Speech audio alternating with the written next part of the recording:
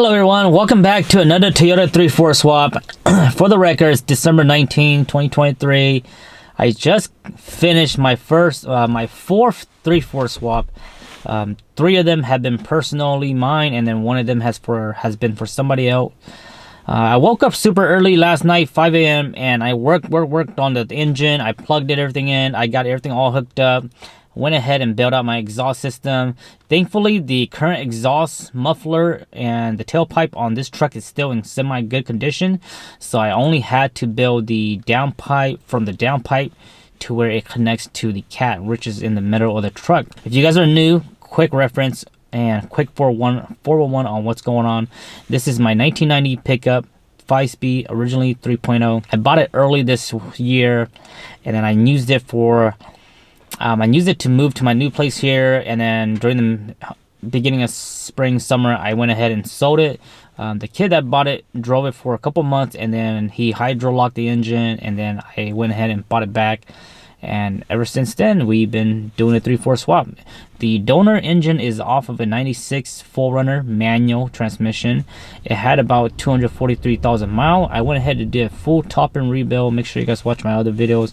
There's a lot of new parts in this engine. Everything top end is pretty much all new, besides the crank and such like that. So super fun. I'll go ahead and show you guys a little bit. So I didn't film the first start because, like I said, last night, yesterday, I woke up super early and I just work from 5 a.m. till I think 3 p.m. is when I got my first start started. Everything went smooth. The first crank, it just crank, which is normal because it's building pressure and building gas, and then boom, second time it started right away. Didn't have any issue. The heater system bled super fast. It bled really fast. We got heat within, like, say 5-10 minutes. Didn't have any leaks or anything like that. Then one of the heater hose was kind of loose because I forgot to tighten it, so it was leaking when I was adding coolant. But for the most part, we didn't have any issue at all. Everything went smooth. There's no coolant leak, no fuel leak, no gas leak, so that's a good. I drove it for about 30 miles just around town, and then the check engine light came on, which came out for a O2 sensor. Keep in mind, I went ahead and installed 2 new Denso O2 sensor. But when I was building that exhaust and cutting the hose for the O2 sensor to weld in the mounts, I think I swapped them. So I put the upstream on the downstream on the upstream, vice versa. So early this morning, I went ahead and swapped them back. And I did confirm that, yes, I did switch them. So I went ahead and confirmed that, switched them back. And the upstream, the downstream, they look very identical. They're pretty much identical. They have the same plug, but they do play a particular role. So you must put the upstream on the upstream, downstream on the downstream. Keep in mind that John, who built my harness, we went ahead and did a cat delete. So there's no catalytic converter, but you still gotta have two O2 sensor. They're separated about maybe a foot apart or along that line. But that's the harness that he built. You know, he put the resistor so it doesn't bring a check engine light or anything like that. So other than that, I've been driving since this morning. I've been driving for another, I think it's been 30 miles already, and so far no check engine light. It runs good. Don't have any issue. We're still waiting on a few more things. I went ahead and used the toy only swap battery / evat tray, and you're supposedly the 22RE bottle is supposed to work with it, but it doesn't work with it. So right now I'm still waiting for my coolant reservoir bottle from toy only swap, which does fit. But right now I'm using the right now the coolant bottle that I'm using is off of a 22RE, and I'll show you what I did to it. So I'm still waiting for that coolant reservoir, and I'm still waiting for a firewall grommet from toy only swap, because I don't want to use the old one.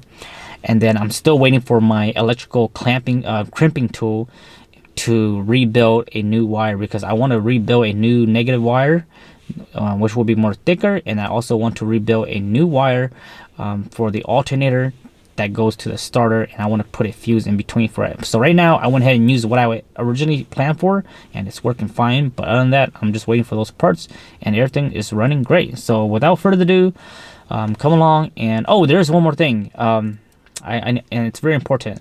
So my cluster here is a very basic cluster. It doesn't have it's not the SR5. It doesn't have the TAC and such.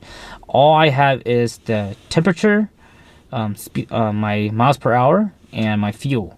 So right now, ever since I started it, the temperature doesn't work. So it's working now, or it shows that it's working, but let me just show you guys 2 small issues that I'm not aware what the solution might be, but right now when my temperature comes on, let me turn on so you guys can see.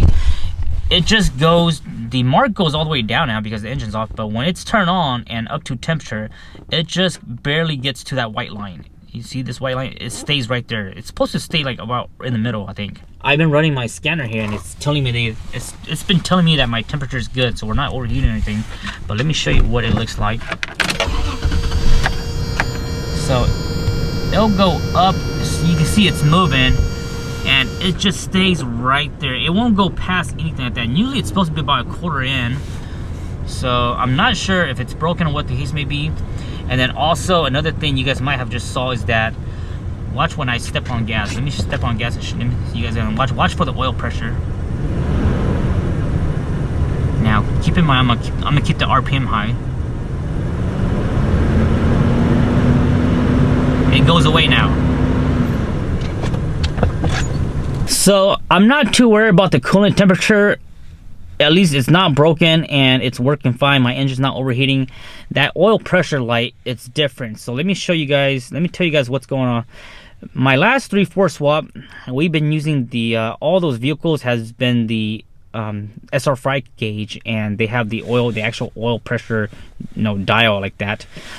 And this one doesn't have it. So when you're doing that version where you actually have an oil pressure gauge, you have to use the 3.0 oil pressure sensor when you do the 3/4 swap.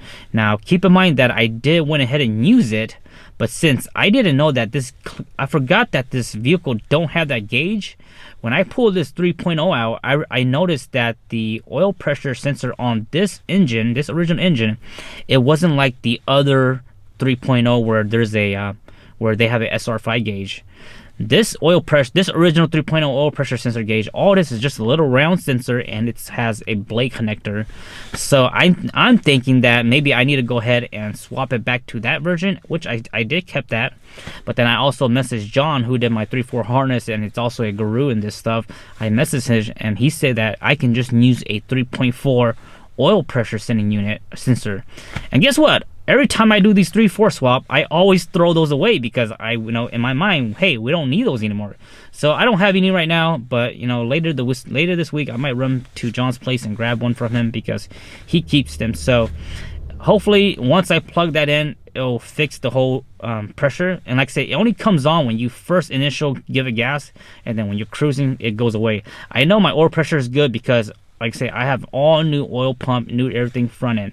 And then the other thing is that this coolant temperature issue, the only thing I could think of right now is that I know I haven't connected a ground wire from my battery post to the frame or the chassis. So there's a couple ground. You have your main ground, which is the battery to the block. That's your main big one. You have one at the firewall, which is go from the firewall to the back of the cylinder head. And then on the Toyotas, you're supposed to have another ground wire, which is a small one that goes from the negative of the battery right to the chassis. And I don't have one of that yet because I want to build it once I get the crimping tool. So that's the only thing I could think of. Maybe it's not getting a good ground, and that's why my coolant temperature here is not showing accurately, but who knows. So without further ado, let's go ahead and take a look at the engine bay. I'll talk a little bit more about that. My beautiful 1990. She doesn't look so pretty, but man, she runs amazing. Has a little fender rust, but the frame is solid. That's the reason why I decided to buy this truck back, because I know it was a good truck to do a swap. And keep in mind, I did have the red doors. The doors were mixed match, so I picked up a 22 RE94 and it had the same colors, so I went ahead and swapped out the red door. I originally had a red door, and early this morning I swapped that out to this door, so it's all matching now, at least the doors. So everything runs good. Let me show you guys the engine right here. This is the beautiful 1990. I still have a lot of things to do to it. I still have a full baseline that I want to do. Change out the diff fluid, re-grease everything, change out the T-case gear oil.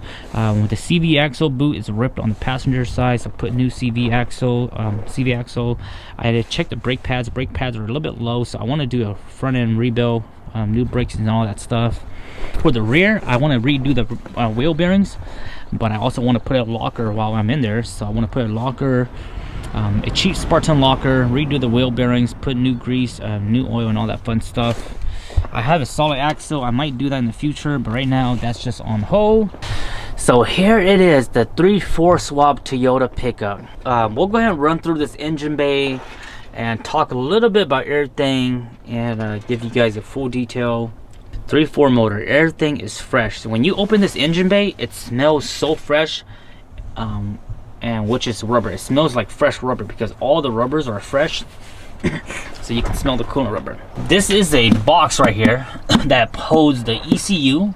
This is something that John came out with. I decided to keep the stock air box. You can see it's still loose right now, and I'm still waiting for my rivet bolts to come in so I can mount this in. I might go ahead and switch this out to the toy only swap cold air intake in the future. Went ahead and did the ISR mod delete, so it usually has some box right here, down here, and down here. Just went ahead and plugged them up with some really easy. This is the fuel return line right here, fuel return line, and this line here is originally the line that goes into the charcoal canister on the 3.0. This goes back to the evap. Brand new radiator. This is part number B50 from AutoZone. This is a AutoZone hoses. It's perfect. I didn't install the fan straddle because when I dropped this engine in, I put the fan clutch already. So in the future, when I remove this fan clutch, I'll go ahead and put the fan straddle back on. So no big deal. Power steering has been bled, new fluid, new belts, power steering, alternator belts, new alternator, new water pump, timing belt kit overhaul, water oil pump, everything. New PCV valve, PCV hose right here. New spark plugs. These are new spark plug wires that I had. They run great. They still work good. Throttle bracket right here. This throttle bracket, it's a bit more 90-degree. You have to hammer it over. So once you hammer it, it's fine. You can see there's no tension. This bracket right here usually bolts from the top down. When you have this intake off, you want to bolt it from the bottom up. It gives you that extra clearance. What's kind of interesting is that there's only a little bit. I think that's a yep. So that's it. That's the hood clearance. When the hood was off and I had it upside down, I cut it this in, and that's the wrong cut right here. This is the frame brace, the hood brace. You're supposed to cut right here, right here, right here, and sometime right here. So I cut it wrong. But honestly, I don't think there's even any clearing issue. So next time, don't cut your hood until you test it. It's all good, no big deal. I'm not too worried about the whole clear clearance. Some people cut that the hood brace. Some people do the body lift, but I don't recommend the body lift. Just cut the hood clearance. No cruise control, no AC or nothing like that. This is all basic, super. We call it, you know, just a dumb truck. This is the 22 RE bottle that I was telling you guys about. To keep it properly lined up, it won't fit in there. So what I did was I was able to bolt it in, but then I was able to loose out one of the bolts and then tilt it at an angle. So right now it's working. If I knew this earlier, I would have just done this and not ordered the toy only swap bottle. But since I have the toy only swap bottle already on order, which is arriving here in the next couple of days, I'll probably switch it out. But at the same time, I kind of like it. It doesn't rub or anything, guys. There's plenty of room. This is the toy only swap battery tray. It holds the battery, and at the same time there's some mounts that holds the evap. So super simple.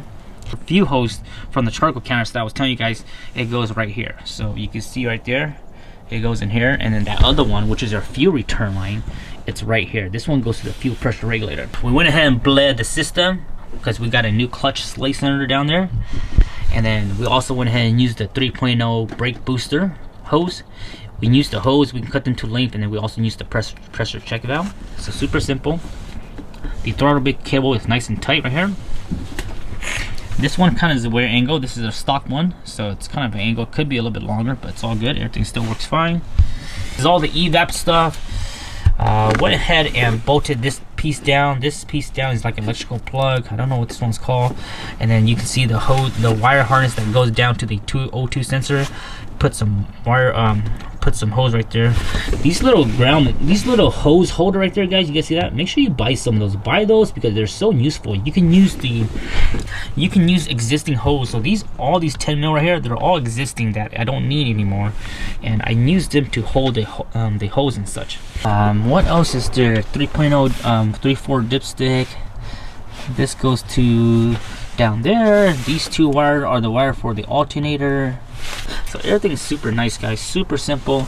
This is the negative wire that I was telling you guys about. I'm gonna switch this out to a bigger one, but I'm just waiting for my crimp tool so I can crimp on the eyelets. And again, there's supposed to be another ground wire that goes from right here to the chassis, to the right there, and I haven't built that yet. So I'm hoping that maybe once I built that, my coolant temperature gauge might be work a little bit better. What else is there to tell you guys? Brand new alternator. Look at that shiny alternator. Beautiful. All new hoses. We did went ahead and reused a 3/4 fan clutch. The 3/4 fan clutch is new, but it's an ASIM brand. This is a 3.0 fan. What else is there? Other than that, that's pretty much it. Coil packs are used, but they're Toyota. They work fine. Usually the coil packs don't go out that bad. IAC has been clean. New gasket, new throttle body gasket. This whole thing has been clean. There's two coolant hose right here. You see that one, and one behind there. Make sure you replace those, guys, and get new ones while you're in there, because these are pretty hard to reach and they get hard over time, so you don't want them to leak. So Toyota sell them for a good price, so swap them out while you can.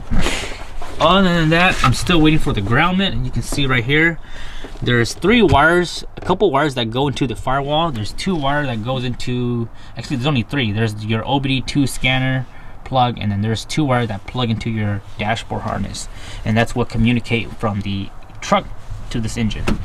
So other than that, that's pretty much it. Nothing new hose right here.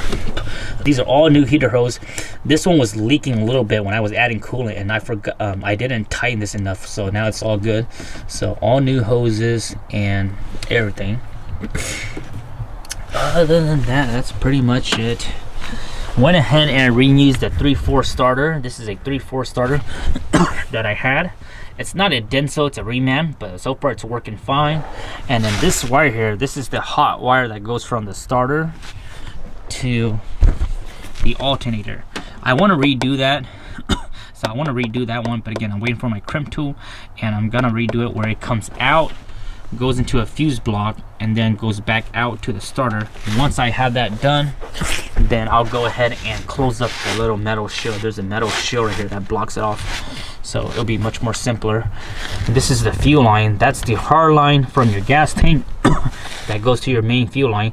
When you tighten that, make sure it's good, and then when you also do your first start, make sure it's not leaking fuel, because that's really dangerous. The only place that can leak fuel is right there when you do your first start. And then also you want to check where you tighten it down to the fuel rails, and then also the fuel injector. Most of the time when it leaks fuel, you can smell it right away. If it does do that, you want to shut the vehicle off right away. And that's why I always tell people to have a fire extinguisher ready. So other than that, guys, pretty much it. New air filter. And that's pretty much it. I don't have anything else really. Exhaust manifold, all new gasket. You guys know the drill already. And this is pretty much it, guys. Super simple swap, easy to do, and just really reliable. This is a used battery from all the parts of the vehicle that I had. This one is apparently still good. It's from March or April 23, so it's damn good and it's running good. I think this one's a bit smaller. I think we can go with a little bigger one.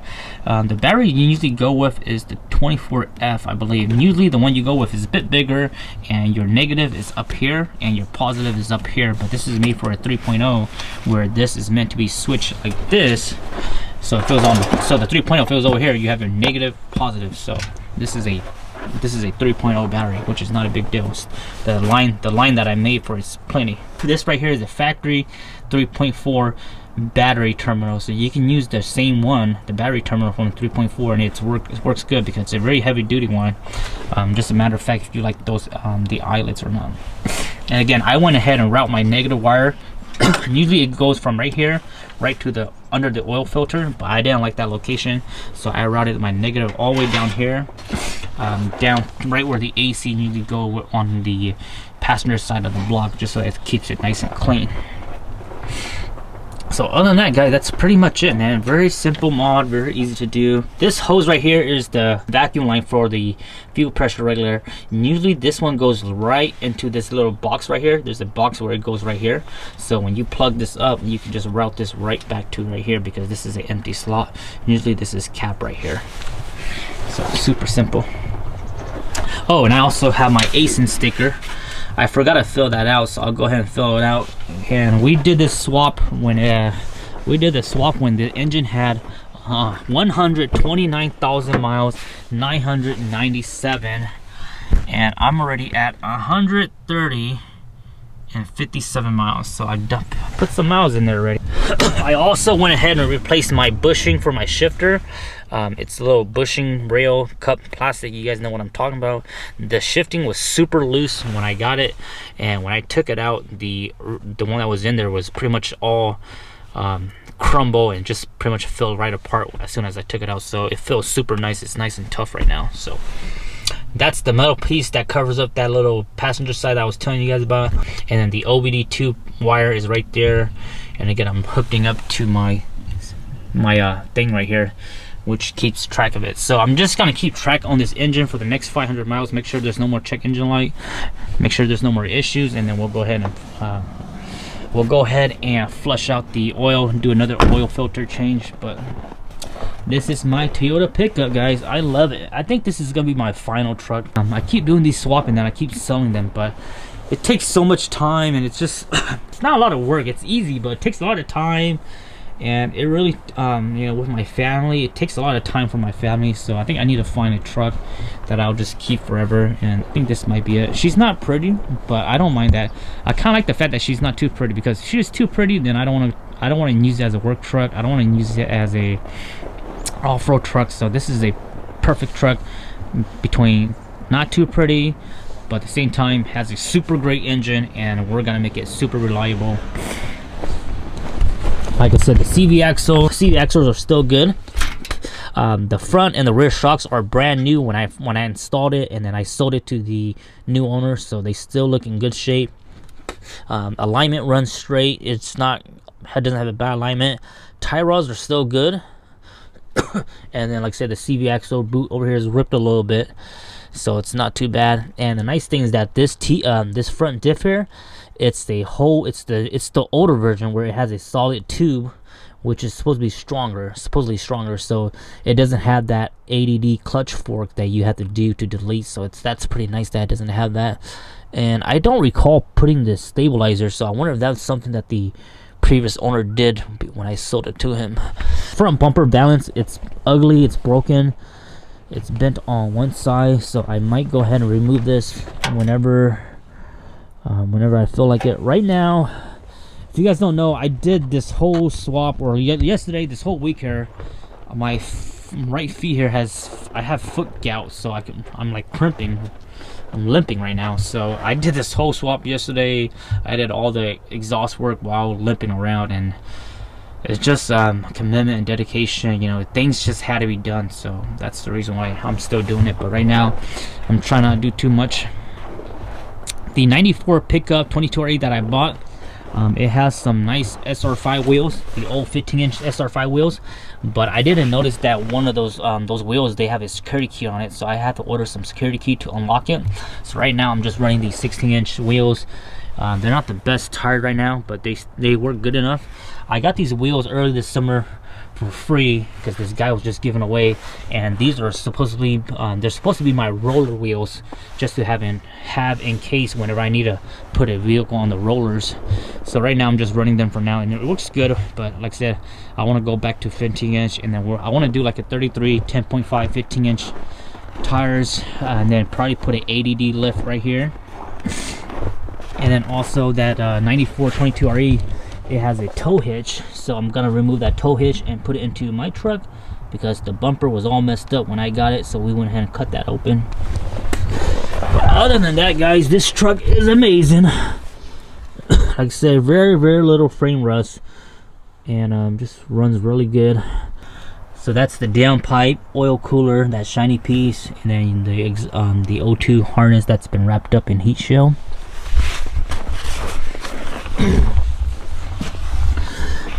So you can see right here, the 3/4 downpipe comes down. There's an O2 sensor right here, one right over here. You can barely see it right there. And then I just built it where it comes out, and it goes back to a 3.0 flange. It goes to a 3.0 flange, and then it bolts into the existing muffler system. So this one's still good. It's not rusted out or anything like that. I made it super tight, so like it's not touching that rail right there. But I will have to put maybe a couple exhaust hanger. But for now, it's not. It's really tight. It's in place. It's not shaking around. But I'll go ahead and put some exhaust hanger another day when I feel better. Go ahead and do a start for you guys, because I know you guys all want to hear what it sounds like. Super nice and tight. Clutch in. Clutch feels amazing.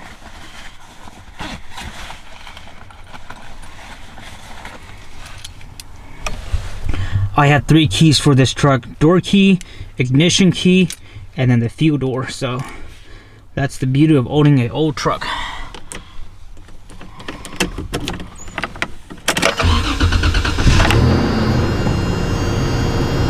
Starts right up.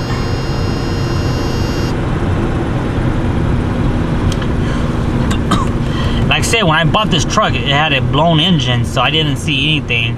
But this truck, when I started up yesterday, it had a full tank of gas, and right now I've been driving around and we're almost back. We're already half tank already.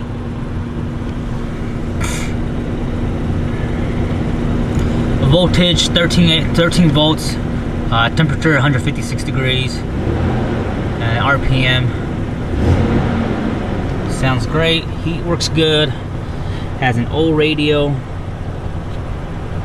And just an old dumb truck, that's what we call it.